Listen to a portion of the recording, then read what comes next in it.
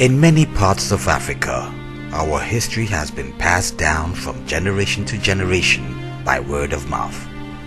Written records of events came much later to us. But even now, there are still many gaps in our knowledge of our past, like the untold story of the Black Dutchmen, a story that began just after the abolition of slavery in Elmina on the eastern coast of Ghana. You know, Elmina is, of course, one of the most historic towns in this country. Yet, its history is not easily available to visitors. When people arrive in Elmina, they simply go to the Elmina Castle and listen to the story about the transatlantic slave trade. But however, when you enter the Elmina Castle, the very first monument you see is a Java plate, because of the recruitment to Java. In the 19th century, starting from the 1830s, the Dutch government decided to recruit African soldiers to take part in their colonial army, as they needed that army very much in the Dutch East Indies. The Dutch East Indies were a very large and economically important part of the Dutch colonial empire that they were trying to build at that moment. They were involved in very fanatic wars in different parts of Indonesia. They had an absolutely loss of manpower, and one person thought, hey, we should try to make use of our African connection. And the Dutch had a small amount of land around Elmina. They have been establishing fortresses there for centuries already. But as the result of the ending of the slave trade, there was hardly any economical activity going on. But of course they had contact with local African chiefs and people. And they thought, let's try to find soldiers to fight in our army. So the very first initiative was taking place in 1831. The war in Indonesia and the secession of Belgium had let Europeans lose a lot of manpower for war, and therefore the idea was mooted to recruit Africans who will be able to fight under tropical conditions that, as it were, is found in Indonesia. And it is for this reason that governors at that time, I think Governor Last and Hoyde Cooper, were tasked with recruiting Africans from Elmina to go and fight. And later on, when the Dutch had also made pact with King Kwekudua of Ashanti, of Kumasi, had brought him in also for recruitment of Africans for this fight. The Ashanti themselves were not inclined to fight in a foreign army at all.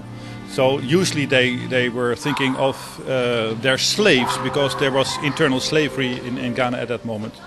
But even then they only did that when they had really a shortage of money. So again, the numbers of people were limited.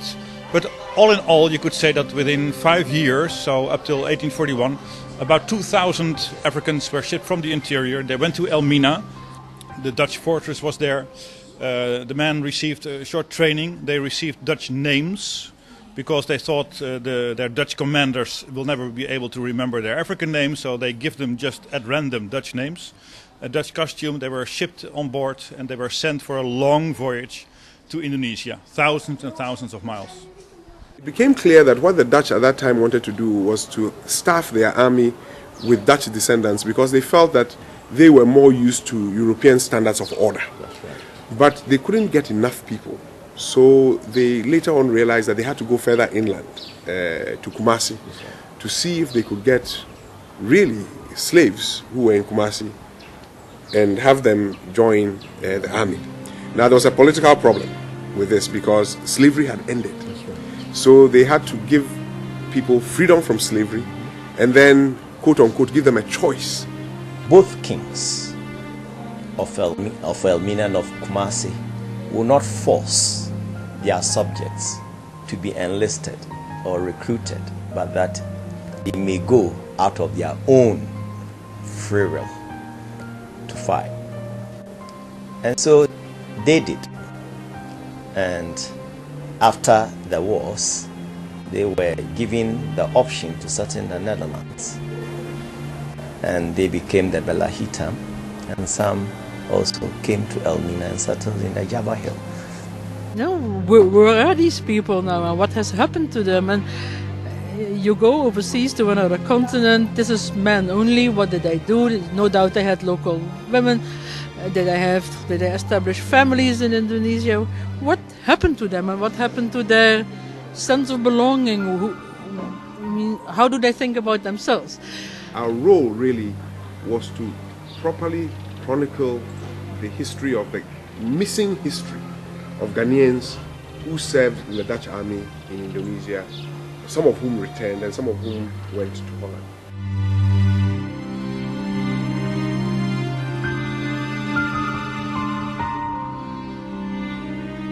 By the way, let me tell you the story about who is this.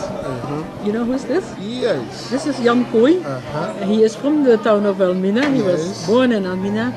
He was recruited quite late in the story. There is a late batch of recruitment from 1860. He got to fight in a war on northern Sumatra, which became famous as the Aceh War. That's where he earned all these medals. And among these medals is the highest honor that the Dutch army has to give. It's like the Victoria Cross, but then it's the Dutch equivalent, which is called the Militaire Willemsorde.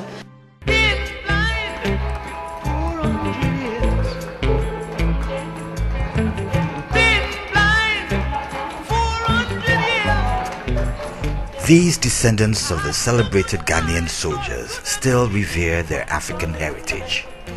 And as many of them search for their roots, they find footprints of brave men who lived in dignity and left a legacy of beautiful people who have come to be known as the Black Dutchmen.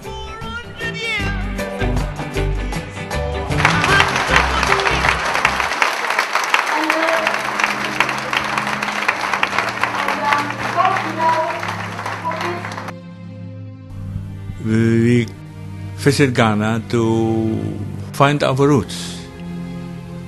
We know my grandfather sailed away from Ghana in 1837.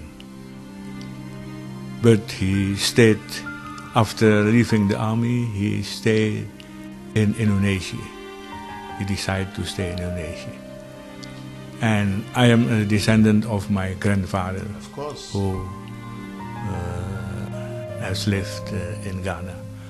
In 2000, I hope to find family in Ghana, but I can't, alas, I can't find families there.